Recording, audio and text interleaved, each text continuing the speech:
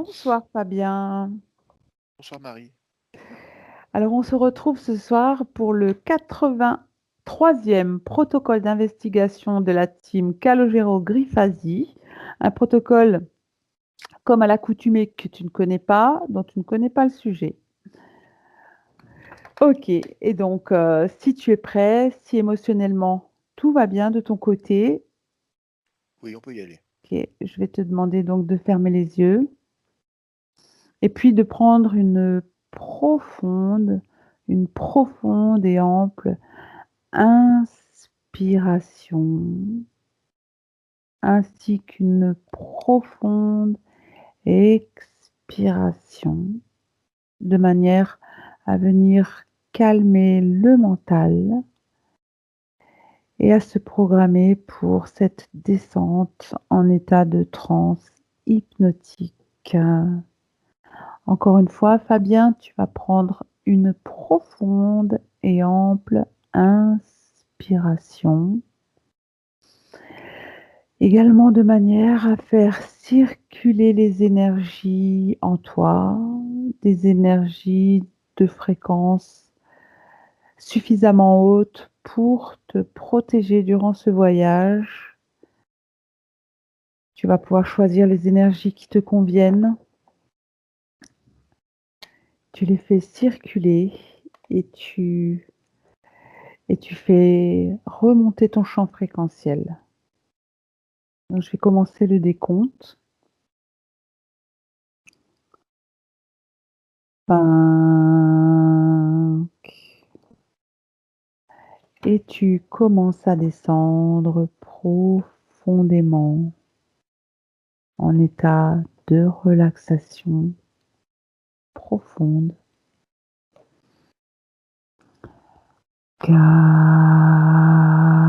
4. Et plus tu descends dans cet état parfait de relaxation, plus tu vas sentir ton corps devenir lourd, très lourd. Et plus ton corps va devenir lourd, plus ton esprit va s'alléger, se fluidifier. 3.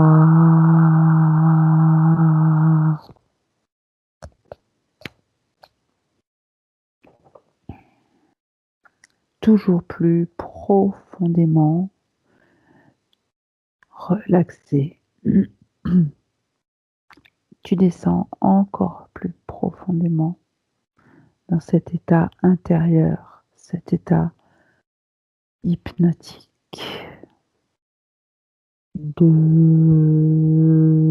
2.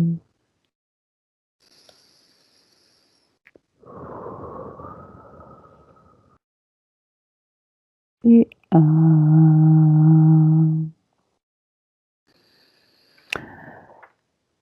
Comment vas-tu, Fabien? Très bien. Ok.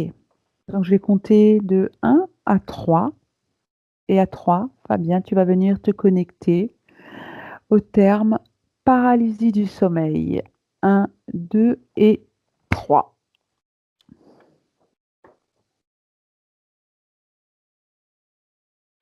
Alors, Fabien, qu'est-ce que tu peux percevoir Alors, concernant la paralysie du sommeil? oui, j'ai- je vois là un corps physique complètement qui ne bouge plus en fait. Mhm. C'est l'image que j'ai. Ok. Alors, en rapport avec le plan physique, quels sont les facteurs ou les conditions qui peuvent provoquer une paralysie du sommeil? Alors, ça va être une relaxation de tous les muscles du corps, également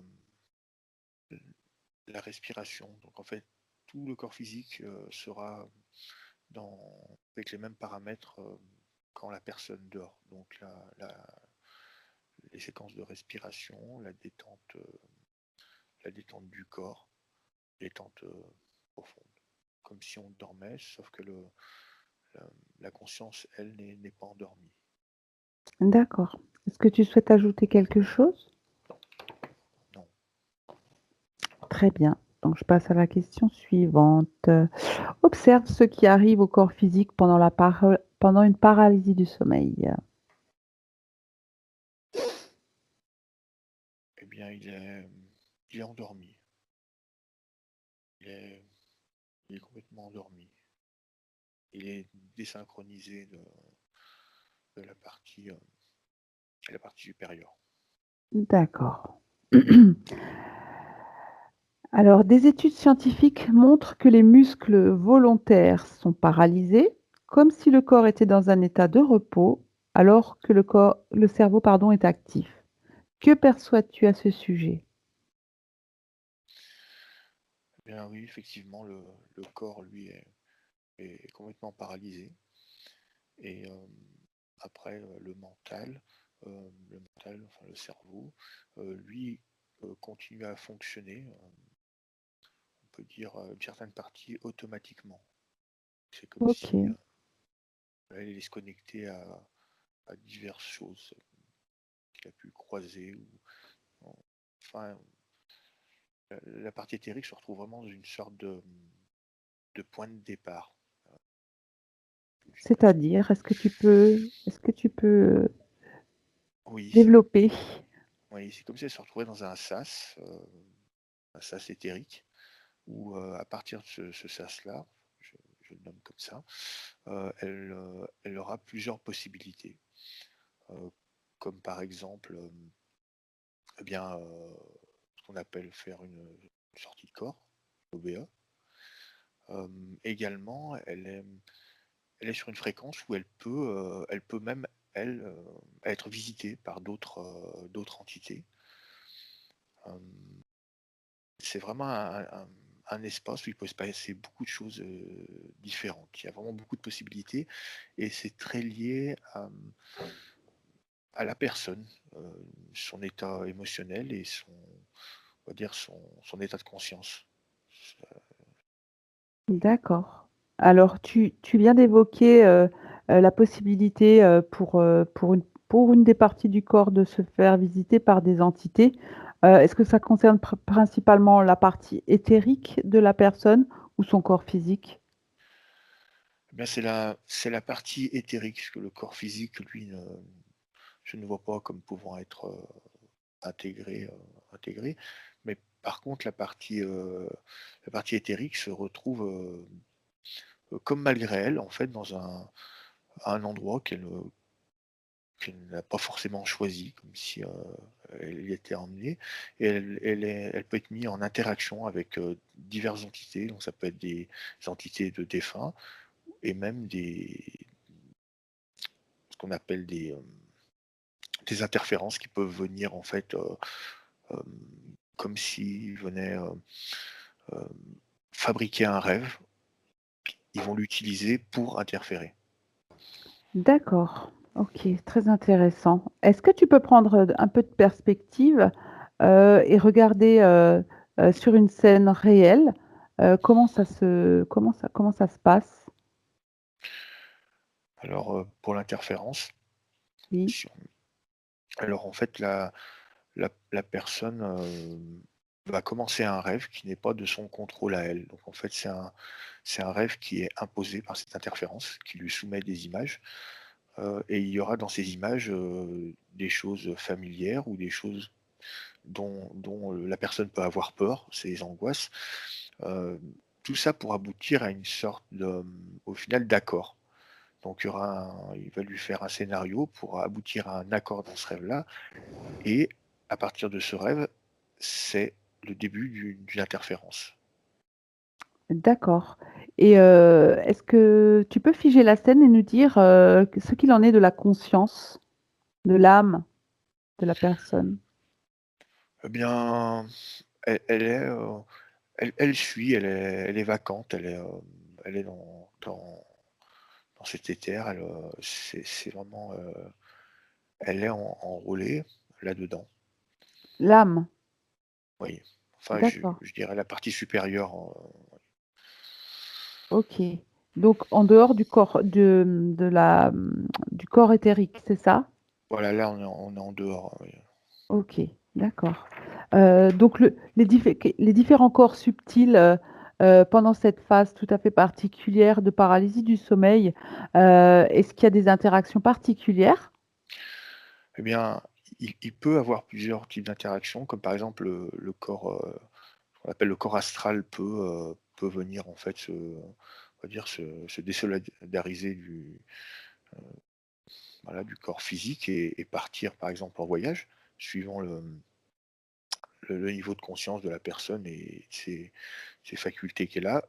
Il peut également, le corps astral, partir, on peut dire en mode automatique, où il va aller faire un voyage et et revenir, voilà, chercher des informations ou venir se connecter à sa partie supérieure pour drainer aussi des informations. Donc c'est vraiment un espace où il y a beaucoup de choses. C'est comme si on mettait le premier pied dans ce monde, éthérique et il y a vraiment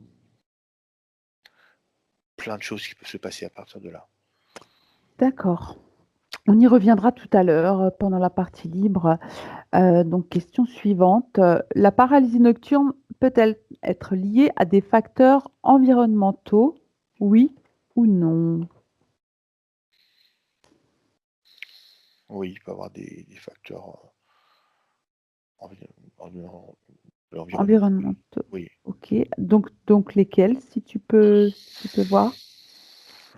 Alors, par rapport à, moi je vois par rapport aux ondes en fait des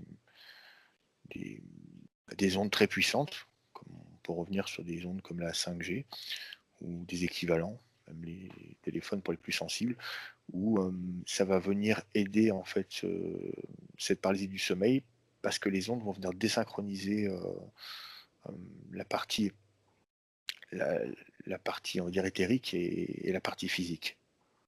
D'accord. Est-ce que tu peux, nous dire de quelle manière ça va, comment ça fonctionne? Est-ce que tu peux aller chercher l'information?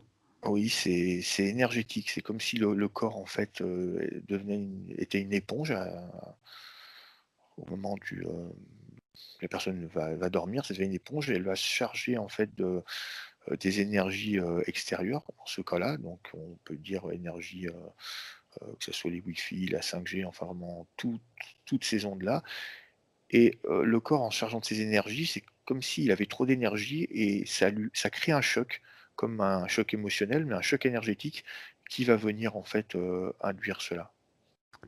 D'accord et donc, qu'est-ce qui peut déclencher ce choc énergétique? Le surplus d'énergie en fait Le dans le corps. surplus. D'accord, OK.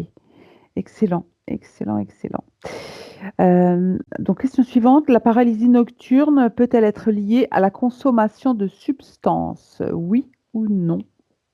Oui, oui et ça peut être lié à des substances, tout ce qui est substances, notamment hallucinogènes ou, ça va ça va directement, stimuler cet effet.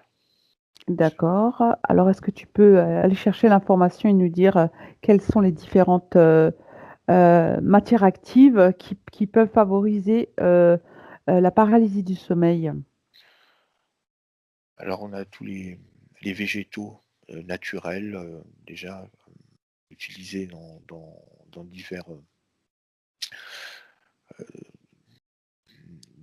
bah, voilà, divers, comme on peut appeler ça des rituels. Voilà, donc tout ce qui est les champignons, les Mmh. cactus, notamment je vois des drogues de synthèse aussi, hein. Les drogues de D'accord, synthèse, qui vont venir en fait, travailler sur la glande pinéale et la glande pinéale, elle va s'ouvrir, plus d'une manière, anormale. Donc ça va projeter le sujet directement, on va dire dans l'éther, mais sans que des fois la personne qui expérimente ça n'en ait vraiment conscience. Donc elle peut se sentir, perdue, et perdre tous ses sens et même son son ego. Enfin il y a vraiment ça peut être pour quelqu'un qui n'est pas préparé, ça peut être très traumatisant, ouais. cette paralysie du sommeil. D'accord. Justement, tu précèdes, la question suivante. Heu, est-ce que la paralysie nocturne peut être liée à des facteurs, stressants et traumatiques? Oui, tout à fait. Donc on a les peurs, les chocs émotionnels, Mmh. heu, un état d'angoisse, permanent, donc qu'on va véhiculer et en plus qui va être utilisé par les comme je disais avant, par des entités qui vont venir en fait, qui vont ressentir ça et qui vont venir en fait, cultiver cette angoisse, pendant cette période de paralysie du sommeil D'accord, et se transformer d'ailleurs même parfois en ce qu'on appelle les terreurs nocturnes. OK, d'accord. Hem, est-ce qu'il existe, une prédisposition génétique qui pourrait conduire à générer une telle, parasomnie? Oui, toutes les pathologies, qui sont liées aux problèmes mentaux. D'accord. Est-ce que tu peux prendre un peu de hauteur, et aller vérifier l'information? Quel type de comment ça se matérialise? Comment ça fonctionne? Bien, par exemple, on va avoir les schizophrènes, les personnes qui pensent être, aussi, qui pensent être fous, mais en fait, c'est Mmh. simplement une hyperactivité de la de la glande, pinéale. Bon, vu que la médecine, ne n'a pas fait beaucoup d'études et pour l'instant ne prend pas ça en compte, notamment tout ce qui est, dans les terres, donc vont diagnostiquer ça comme de la folie, en fait, hein, comme voilà. Mais c'est simplement ces troubles mentaux qui vont, venir, en fait, booster, en fait, ces états-là. D'accord. Autre chose peut-être, Fabien? Lié à aux pathologies mentales qui, Oui, les pathologies mentales, c'est assez surprenant parce que on peut voir, par exemple, que sur certains cas, heu, la personne, le sujet va être dans cet état de de rêve, mais constamment. Comme s'il était coincé même, on va dire en journée tout le temps. C'est comme s'il était coincé dans cet état-là. Heu, d'accord, ça c'est intéressant ça. Dans un état permanent de parasomnie, en fait. ouais, il est en paralysie, et ouais, il est en paralysie tout le temps, en fait. C'est pour ça qu'il se sent, en fait, enfermé, en fait, à l'intérieur de lui, tout en ayant quand même Un fonctionnement normal, un quoi. fonctionnement moteur. Mais ça crée chez lui, en fait, une sorte de folie parce qu'il n'arrive pas, en fait, à resynchroniser. D'accord et est-ce qu'on peut prendre un sujet dans les terres, et vérifier, ce qui déclenche, cette, typologie de pathologie parasomnie? 1, 2 et 3. Alors là, quand je t'ai parlé de ça, je suivais une personne, en fait, qui était dans un hôpital et qui marchait et puis j'avais un peu ces ressentis qu'il avait. Donc en fait, c'est au niveau des connexions, en fait, du cerveau, et également de la glande pinéale qui est en suractivité, mais qui ne s'arrête jamais. Donc c'est comme si elle stoppait jamais, elle était toujours ouverte. Et on voit en fait qu'il évolue dans 2 mondes, donc dans le monde physique où il peut toucher, il peut avoir des interactions, mais superposé, il a le monde éthérique qui est superposé à ce monde-là et c'est pour ça qu'il peut parler tout seul, il peut avoir voir des choses complètement, délirantes. En fait, il va superposer les 2, ces 2 dimensions, enfin ces 2, ces 2 fréquences et c'est ça chez lui en fait qui va créer cette folie. D'accord. Si tu vas un petit peu plus loin, avec ce sujet, et que tu essayes d'obtenir l'information concernant sa glande pinéale, quelles seraient les hormones ou les, éléments constitutifs de sa glande pinéale, qui seraient plus ou moins sujettes à favoriser ce type d'état? Eh bien, la glande pinéale, il y a une comment on peut dire? Pas d'électricité. Tu as parlé de suractivité juste O avant. oui, mais c'est alimenté par notamment le chakra du 3e œil qui est complètement, qui est en suractivité et notamment le coronal aussi qui D'accord. qui est en suractivité. Ça vient en fait, ça c'est en termes énergétiques et ça vient au niveau physique, donc faire travailler cette glande pinale anormalement et c'est comme si tout était ouvert en fait pour lui. Il il entend notamment, il a on va dire, il a toutes les facultés qui sont ouvertes, mais comme il n'est pas prêt à ça, en fait, ça l'amène dans quelque chose une folie en fait, oui. D'accord et ouais. Est-ce que, tu arrives à capter l'information, et à nous dire si, le fait, d'avoir un alignement, de ces centres énergétiques et en tout cas une sorte d'harmonisation permettrait de réguler, cette faculté pour, qu'il n'ait plus à la vivre en permanence? Oui, mais par contre, il faudrait, heu, maintenant que tu me le dis, il faudrait parce que à la base, il y a une interférence qui vient en fait, on va dire, qui vient bénéficier de ça, en fait. D'accord. OK. L'interférent empêche en fait cet alignement. D'accord, oui, donc il y a quand même quelque chose qui bloque quelque part. D'accord, donc tu te déconnectes de cette scène, Fabien, et tu reviens dans l'ici maintenant. Un, 2 et 3. On va passer à la question suivante. Est-ce que des troubles gastriques dus à des aliments non digestibles ou une suralimentation ou une surconsommation d'alcool peuvent créer ou co-créer ce phénomène? Oui, complètement.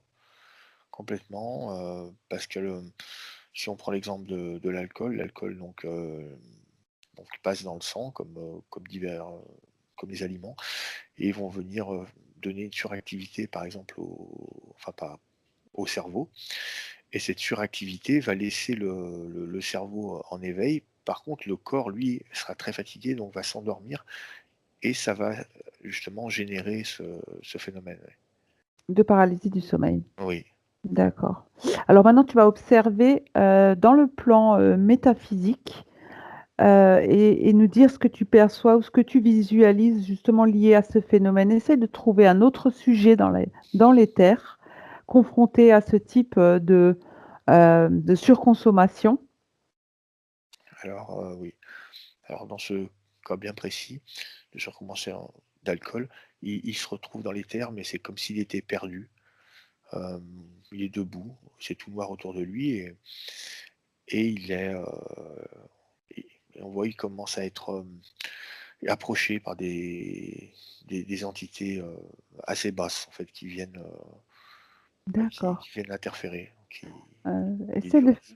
fige la scène et observe quel type d'entités, sont plus plus présentes autour de lui. Qu'est-ce que tu peux voir? Je vois uniquement, c'est des reptiliens pour lui. D'accord, OK. Donc maintenant, tu te coupes de la scène et tu reviens dans l'ici maintenant. Un, 2, 3.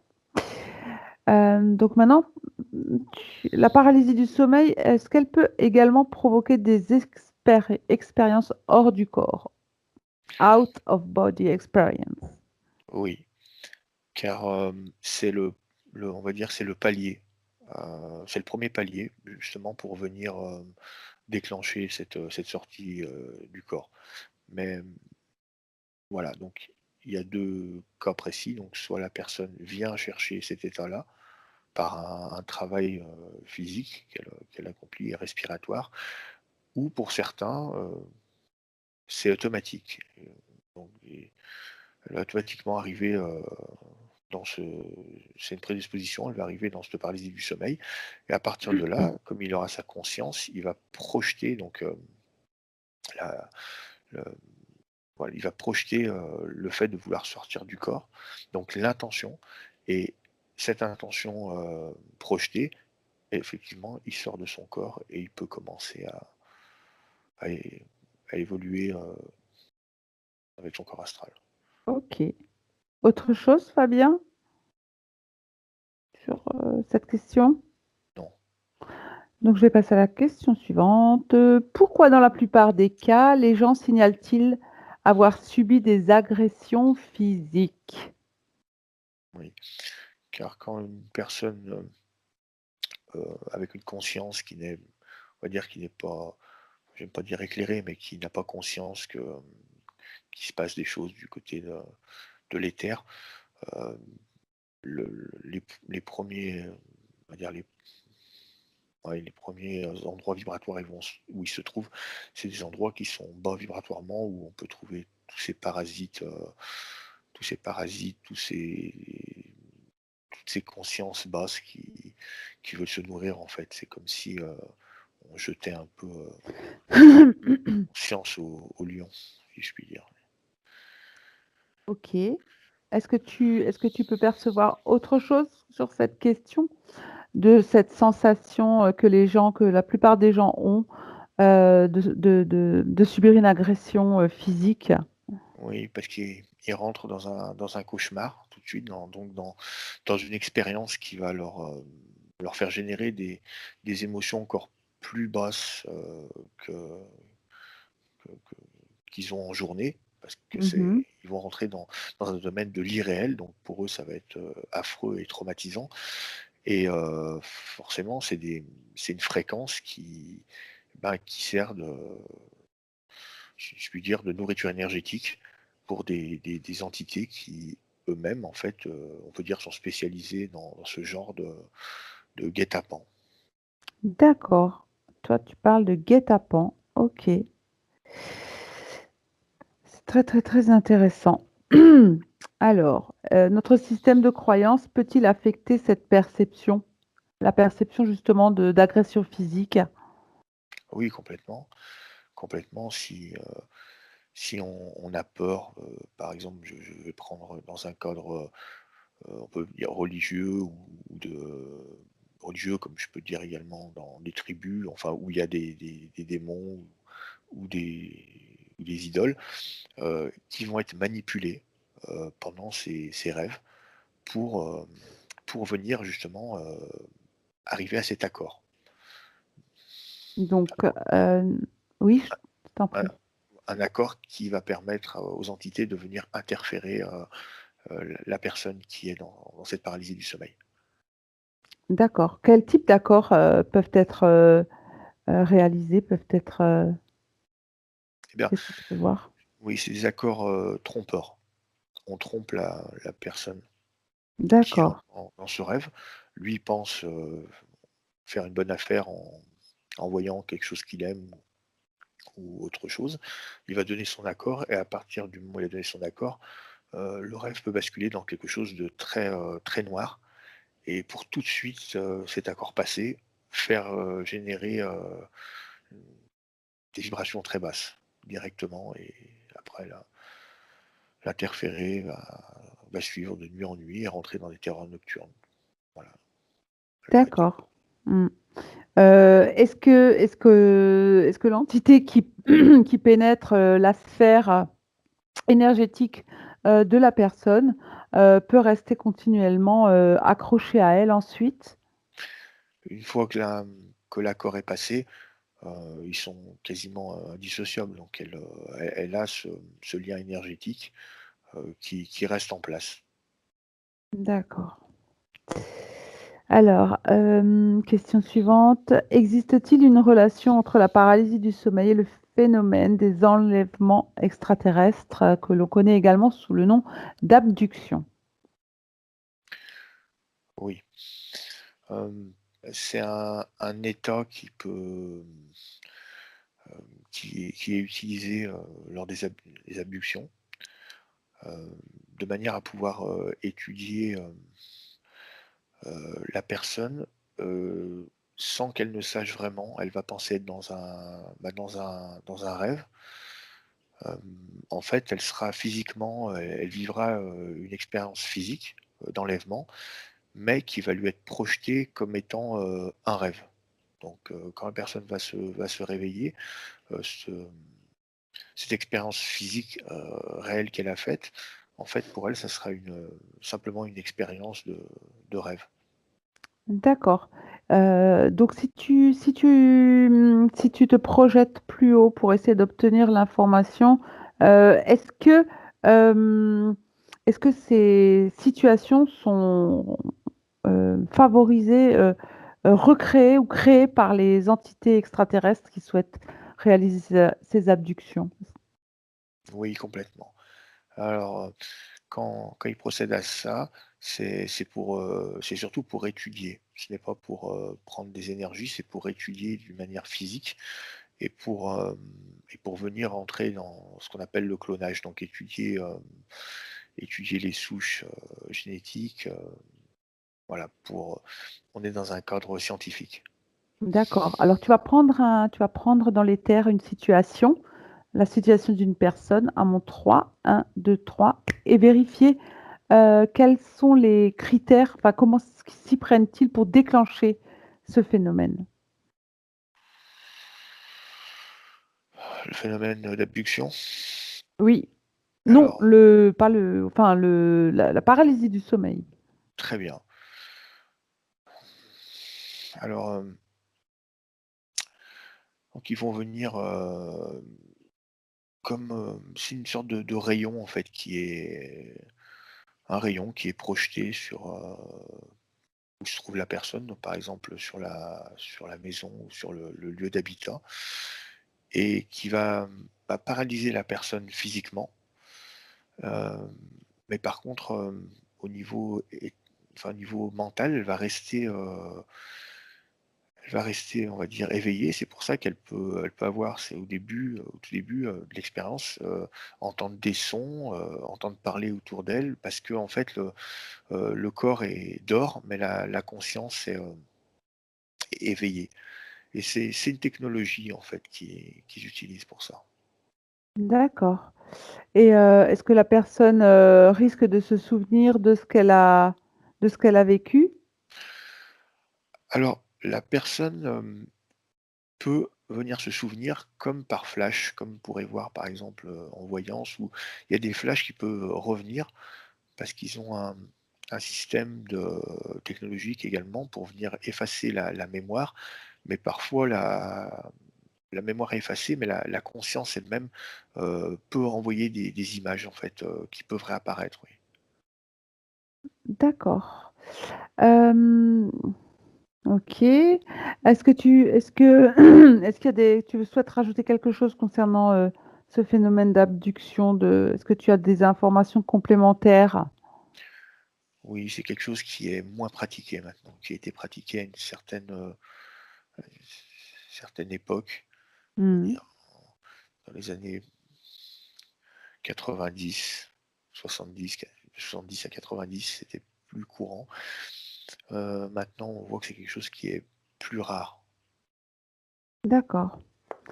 Alors Fabien, on a p plus ou moins terminé avec le protocole pour la partie fixe. Nous on va pouvoir maintenant explorer, certaines dimensions de manière plus approfondie. Et donc moi j'aimerais bien revenir, sur, ce fameux trop plein d'énergie, qui, comme tu nous l'as expliqué tout à l'heure, provoquait une espèce de rupture à un moment donné, comme un espèce de choc fréquentiel, tu nous as dit.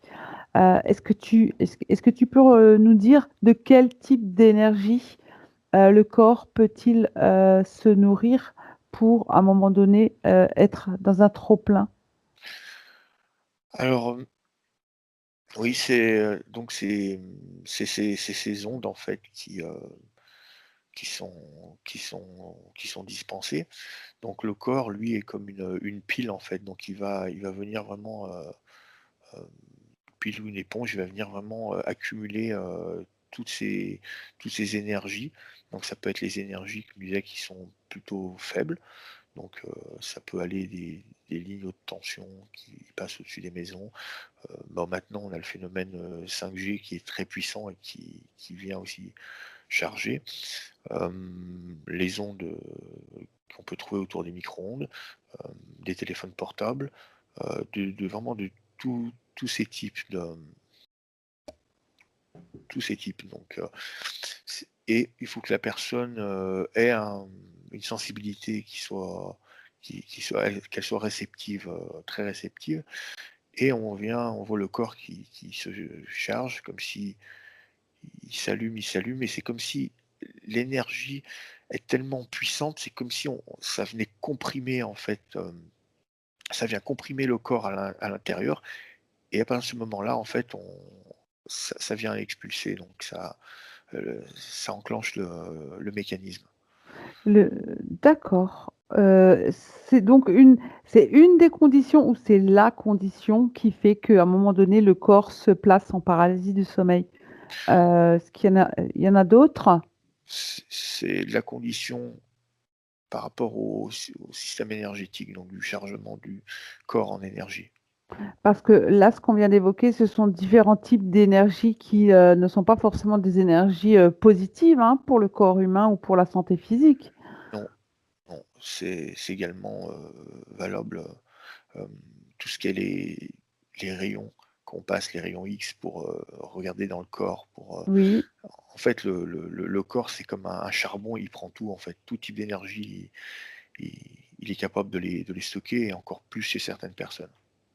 d'accord, et ce sont ces énergies-là, qui vont contribuer au déclenchement d'une paralysie du sommeil?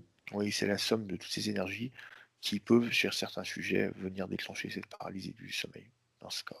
D'accord.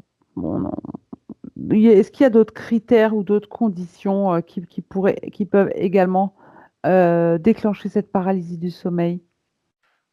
Énergétiquement, c'est la seule que je perçois. D'accord, OK.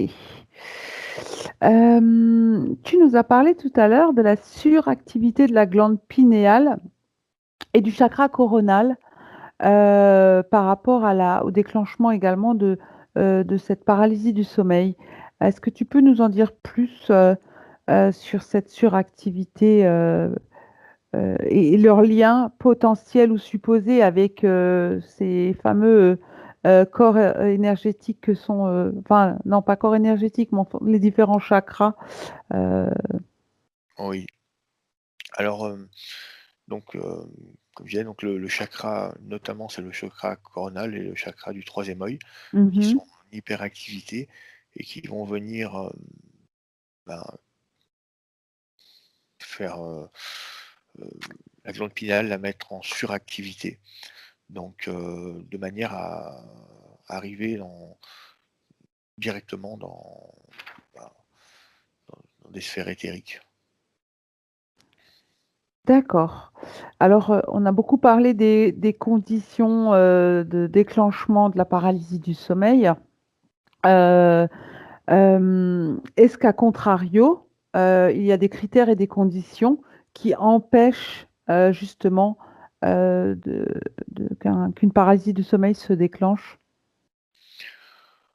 Bien, des grandes fatigues, les personnes qui sont très, très fatiguées, hem, voilà, qui ont des des grosses fatigues, ou des absences comme, des maladies comme Alzheimer, ou tout s'endort en fait, tout le corps s'endort complètement, ouais. D'accord, donc les personnes, quand elles vont se coucher, s'endorment normalement, sans, Oui, voilà, sans autre, forme voilà, de déclenchement de tel ou tel, fonctionnement spécifique, quoi.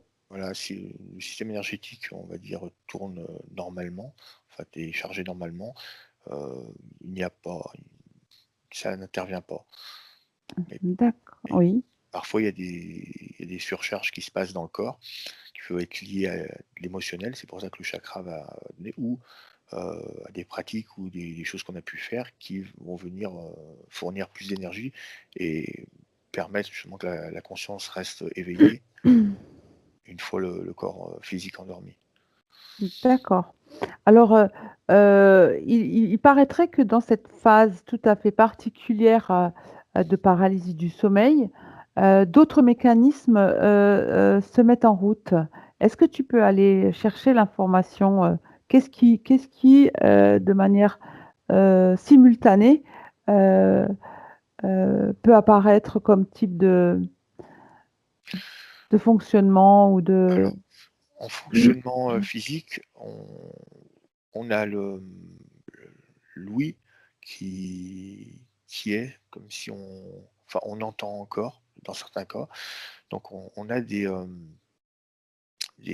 sens qui restent éveillés comme, l'ouïe, la sensation de chaud ou de froid qui peuvent rester et voilà, c'est comme si le système émotionnel, les facultés physiques qu'on a, c'est comme si c'était aussi transféré dans les rêves ou dans les endroits où on peut se retrouver en fait, pendant cette paralysie du sommeil. d'accord. Alors il paraîtrait également, que, cette phase, de paralysie du sommeil est justement la phase, qui permet lorsqu'on, fait des OBE, de se rendre compte qu'on est juste en phase, vraiment près, toute proche, de sortir de notre corps. Est-ce qu'il y a un moyen de le déclencher à la volonté? Eh bien, oui, c'est une phase vraiment où quand on travaille, on travaille, on arrive à reconnaître, cette phase-là quand on y arrive et de garder la conscience, complètement, alerte. Donc c'est quelque chose qui est travaillé par, eh bien, déjà un travail énergétique, c'est-à-dire, maîtriser ses énergies au moment de l'endormissement. Hem, une relaxation, du corps, volontaire accélérée.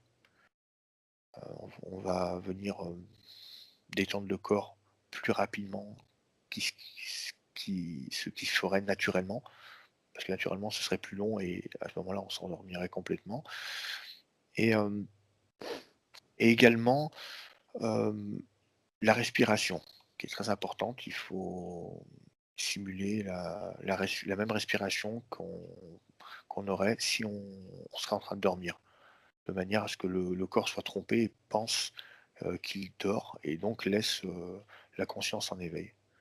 D'accord, donc si je récapitule, donc les critères les plus importants sont la respiration. Tu m'as parlé de l'intention aussi? Et l'intention, oui, De l'intention, de la conscience qui reste éveillée, c'est ça?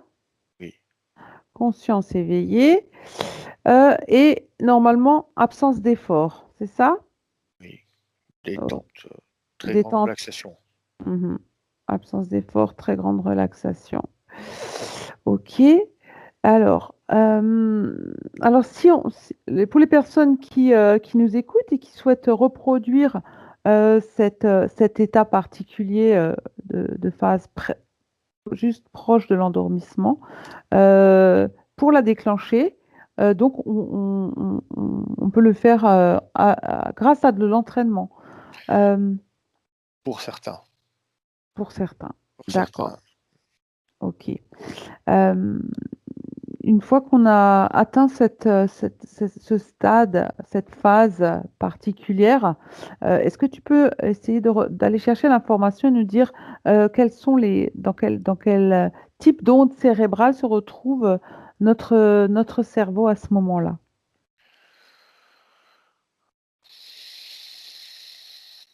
Alors j'ai une synchronisation des hémisphères, Oui, les ondes, alpha, donc le corps est en très grande relaxation. d'accord. On n'est pas en phase, de sommeil paradoxal? C'est un terme que je n'utilise pas. D'accord. Grande relaxation. OK. Hem est-ce que la paralysie du sommeil, je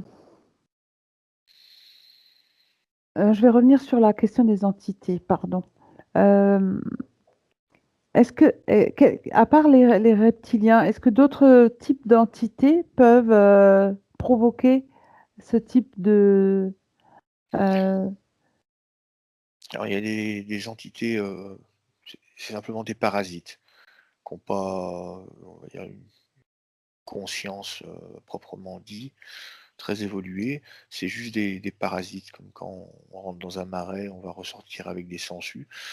Eh bien, c'est ce genre de sangsues énergétiques qui vont venir se coller à la personne. D'accord. Autre question, est-ce qu'on peut éviter la paralysie du sommeil pour générer une sortie hors du corps? Il y a oui, les personnes ont la capacité de s'éjecter instantanément et rapidement de leur corps pour accéder à une sortie de corps. C'est une faculté. Ok, bien. Est-ce que tu veux rajouter quelque chose, Fabien, avant qu'on rentre? Non, c'est bon. Très bien.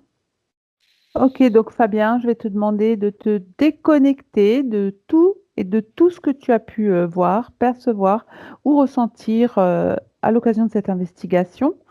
Et je vais compter de 1 à 3. Et à 3, Fabien, tu seras complètement revenu parmi nous dans l'ici et maintenant en 2021. Et donc, je commence à compter. 1, tu vas faire circuler à nouveau les énergies, tes énergies propres dans tout ton corps, chacune de tes cellules. Reprendre une profonde et ample inspiration de manière à élever à nouveau ton champ fréquentiel pour qu'il soit en parfaite adéquation avec tes propres fréquences. 2, tu reprends progressivement conscience de l'endroit où tu te situes. Tu commences à remuer les extrémités, les mains, les pieds. Et à mon 3, quand tu seras prêt, quand tu es OK, ben, écoute, tu pourras ouvrir les yeux, être à nouveau parmi nous dans l'ici et maintenant. Bonsoir Fabien, Merci Marie. tout va bien? Très bien, merci. Ah super. Eh ben, écoute, je te remercie infiniment pour cette investigation dont les informations sont comme d'habitude très très précieuses. Je te remercie. Merci à tout le monde. Bonsoir. Bonsoir. Della cosiddetta sessione di ipnosi investigativa. In realtà non esiste una sessione di ipnosi investigativa. Non che non si possa fare investigazione di ipnosi, però è che non esiste una sola sessione di ipnosi per dire si è fatta investigazione, per prendere quell'informazione come buona. Perché? Sappiamo intanto che l'informazione che arriva in ipnosi è molto contaminata, la percentuale di inquinamento dell'informazione è altissima. Pensate a questa informazione che viaggia per tantissime dimensioni, attraversa densità, passa per coscienze che volontariamente o involontariamente possono distorcerla e poi arriva infine alla persona che sta in ipnosi, che ha una coscienza, ha una mente, ha un'esperienza e interpreta questa informazione secondo la sua struttura mentale, secondo le sue credenze, che per quanto si possa essere più o meno liberi mentalmente, liberi pensatori, sempre c'è una parte subliminale che interpreta in base all'educazione ricevuta, alla cultura e perché no, anche tutte le esperienze di esistenze passate che ancora lasciano un segno in noi. Per capirci, è come se dovessimo parlare con un'altra persona immersi nell'acqua, a qualche metro di distanza, cercando di utilizzare un mezzo, che è quello della corda vocale, che è fatto per produrre suoni da trasmettere nell'aria. Noi stiamo utilizzando questo strumento per far passare un'onda sonora nell'acqua o in un liquido. Chiaramente il suono viene completamente distorto, sempre ammesso che sia per il nostro corpo facile e non difficoltoso poterlo fare senza avere dei problemi come ingurgitare acqua o eccetera. Ma non solo. Supponiamo che per questo tipo di comunicazione utilizziamo anche due lingue diverse, per esempio un italiano e un russo o un giapponese. Per quanto possiamo anche interpretare il labiale, non possiamo capire quello che ci sta dicendo, perché la lingua è diversa. La lingua, diciamo, da dove parte l'informazione a dove arriva è completamente diversa, il codice, il linguaggio è diverso, ma possiamo anche cercare di capirci attraverso i gesti, attraverso le espressioni facciali. Per quanto sia ipoteticamente facile poterlo fare sott'acqua, però non dobbiamo dimenticare che l'acqua non è l'aria e può distorcere l'immagine, ma non solo. Dobbiamo anche pensare che l'altra persona, che parla un'altra lingua, che viene da un'altra cultura, potrebbe interpretare i segnali che noi interpretiamo come X in Y. Per noi un sì è abbassare la testa dall'alto verso il basso, per esempio, sì, e il no da sinistra verso destra, no. In alcuni paesi orientali, come le Filippine credo o qualcun altro, utilizzano esattamente gli stessi segni, ma al contrario. No, sì. Immaginate due persone di queste due culture che stanno cercando di comunicare in maniera così difficoltosa e alla fine non gli rimane altro che interpretare il linguaggio corporale. Sì, che per l'altro invece no. Cosa voglio dire con questo esempio estremo? Che l'informazione da dove parte a dove arriva viene completamente deformata. Non sappiamo esattamente quale percentuale perché ogni situazione è a sé stante, però la percentuale di inquinamento, di distorsione, di contaminazione di questa informazione è assolutamente alto. Quindi fare una sessione investigativa, mettere una persona in ipnosi e chiedere di Tizio Caio Sempronio di una situazione o chiedere certi dati è assolutamente controproducente, è assolutamente inutile. Quindi vi chiederete cosa fate allora voi quando fate ipnosi, quando fate delle domande, quando cercate delle risposte e con queste informazioni che vi arrivano lavorate sulla situazione esoterica del cliente.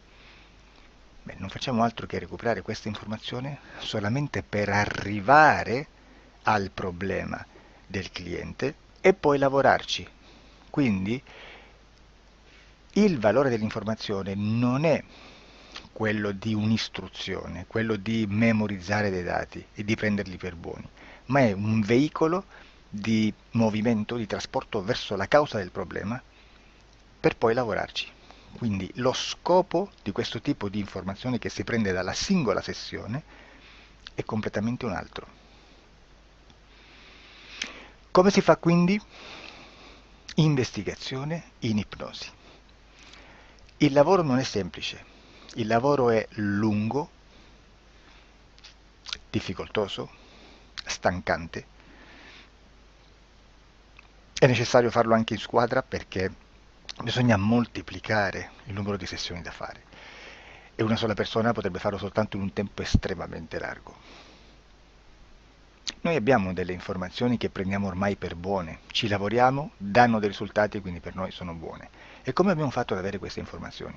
Per esempio, come facciamo a sapere che un extraterrestre chiamato il cosiddetto grigio è più o meno alto X, poi ci sono magari quelli anche un po' più alti, ma hanno un corpo strano, hanno una pelle grigio-verde, hanno degli occhi grandi a mandorla neri, senza una pupilla visibile, non hanno quasi bocca né naso né orecchie, hanno soltanto delle fessure, non hanno organi genitali, hanno degli arti molto più lunghi rispetto alla proporzione che potrebbe avere il corpo umano e di solito hanno meno dita delle 5 del corpo umano, eccetera, eccetera, eccetera. O se no prendiamo un altro tipo di essere che possiamo incontrare in ipnosi, come facciamo a dire che hanno delle somiglianze con i rettili, gli animali rettili terrestri o gli animali, gli invertebrati, gli insetti terrestri?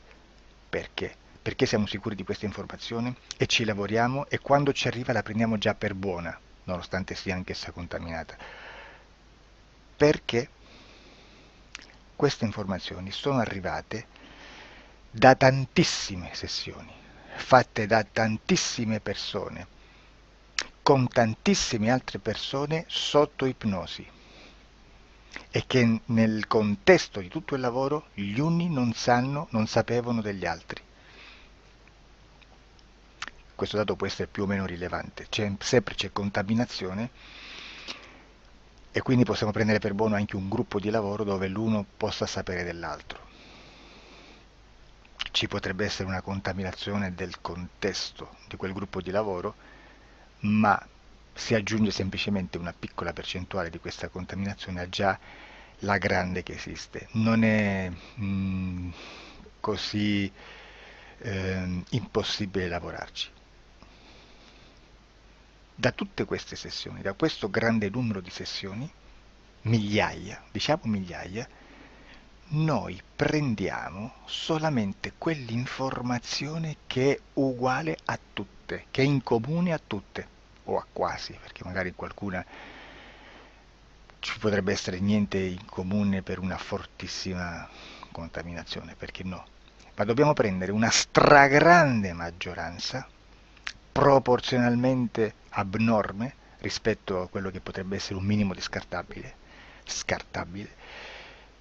e lì possiamo prendere per buona questa informazione. Quindi se noi su 10.000 persone diverse, con operatori anche diversi, in cui in ogni sessione vediamo un essere che più o meno ha le stesse caratteristiche del grigio o dell'insettoide, a forma di mantide religiosa, o il rettile a forma di lucertola, per esempio, di serpente o di quello che sia, o se vediamo il pianeta Marte più o meno di colore rosso, o se vediamo dei sotterranei eterici, non fisici, nel sottosuolo terrestre, soprattutto sotto le grandi città, dove c'è concentrato molto potere, molta energia di questo tipo, e chi più ne ha chi più ne metta.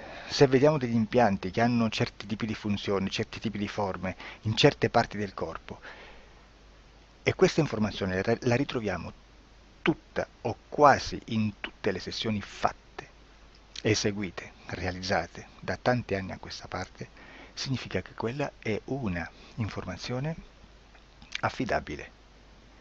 E vi posso garantire che stiamo parlando di una percentuale bassissima. Su un 100% staremo, credo, forse più in basso di un 2-3%. Immaginate, tutto il resto è spazzatura, è informazione spazzatura.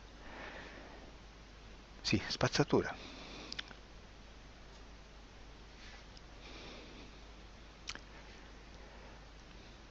C'è anche un'altra cosa da dire.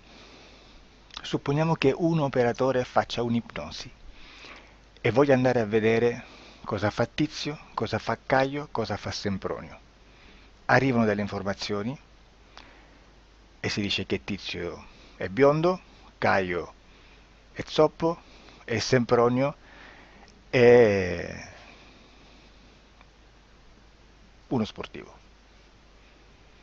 Intanto già abbiamo detto che una sessione soltanto non serve, d'accordo? Ma poi c'è da dire che una coscienza, un essere, in ambiente subliminale, la sua parte subliminale potrebbe non dare autorizzazione a questa fuoriuscita di informazioni. Mi potreste dire, e allora tu quando chiedi agli esseri cosa fanno, cosa non fanno?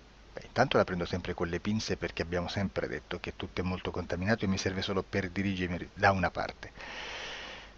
Ma c'è anche da dire che se un essere interferisce con l'altro, ha aperto un canale di comunicazione a cui non può ovviare, a meno che non lo recida, non lo annulli. Quindi quando io faccio la domanda a un essere, se lo faccio attraverso l'interferito, mi arriva l'informazione per un canale aperto che sottostà alla volontà dell'interferito. Sulla volontà dell'interferito parleremo in un prossimo video disclosures. Però, se io voglio fare un'investigazione sopra Tizio, Caio e Sempronio che non hanno nessun collegamento, nessuna interazione e nessuna interferenza con il soggetto con cui io sto realizzando l'ipnosi, non è detto che mi arrivi questa informazione. Assolutamente. Potrebbe esserci completamente un muro. Come potrebbe esserci informazioni perché quell'altra parte potrebbe autorizzare comunque. Ma non è detto. E comunque quando ci arrivano informazioni, in una situazione di non interferenza o non interazione, non possiamo sapere esattamente se sono informazioni che ha autorizzato la parte subliminale dell'altra persona o dell'altro essere, o qualche altro essere, qualche altra entità furba, approfitta della situazione, osserva quello che sta succedendo, si mette in mezzo, si fa passare per l'altro e dà informazioni, ovviamente distorte, prima perché poi non è detto che debba conoscerle, e anche se fosse potrebbe manipolarle a sua volontà e a suo vantaggio. E quindi immaginate che situazione ridicola ci si viene a trovare, in quale situazione ridicola ci si viene a trovare in questi casi. Da qui si vede quando un operatore riesce a utilizzare l'informazione in ipnosi come per lavorare su un soggetto. Da qui l'osservatore attento delle sessioni di ipnosi riesce a capire se quell'ipnosi è un'ipnosi affidabile, un'ipnosi con un livello di informazione certa, con una alta percentuale di informazione certa. Non vi nascondo che in futuro potrei anche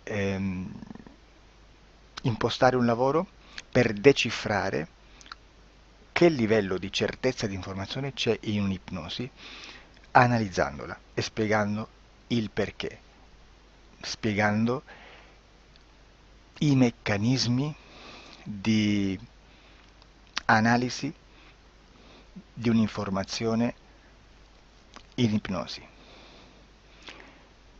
che poi anche è molto istintivo. Supponiamo